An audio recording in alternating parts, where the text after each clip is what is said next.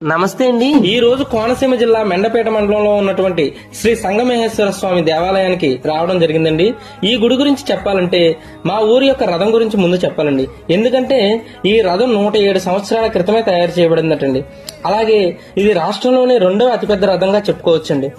ఈ రథాన్ని అంగరంగ వైభవంగా తయారు చేసి ఊరిలో ఉన్నటువంటి గ్రామస్తులందరూ కూడా శివరాత్రికి 2 రోజుల ముందే ఈ రథాన్ని శివాలయం చేరువలో ఉంచుతారు.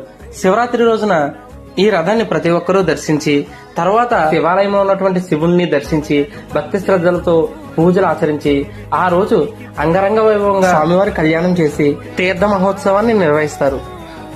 ఈ రథం పూర్వం అత్యంత ఎత్తులో ఉండేదని, కొంతకాలం తర్వాత దొంగలు దానిని ధ్వంసం చేశారని, అలాగే రథానికి ఉన్న బంగారాన్ని దొంగలించిన దొంగలు ఊరిలోనే అనేక చోట్ల శిలల కింద మారారని చరిత్రలు చెబుతున్నాయి.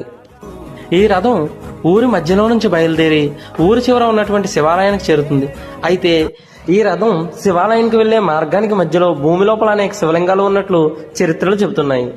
ఇక శివరాత్రి ఉత్సవాలు ముగిసిన తర్వాత పార్వతీ సమేత స్వామివారిని యథావిధిగా మరలా ఊరిలోకి తీసుకురావడం జరుగుతుందండి.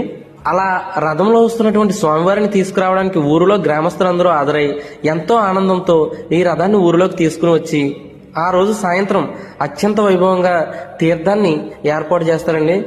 ఇలా ఊరి మధ్యలో జరిగే ఈ తీర్థాన్ని అప్పడాల తీర్థం అని పిలుస్తూ ఉంటామండి. అయితే ఈ గుడి గురించి నెక్స్ట్ వీడియోలో చూద్దాం.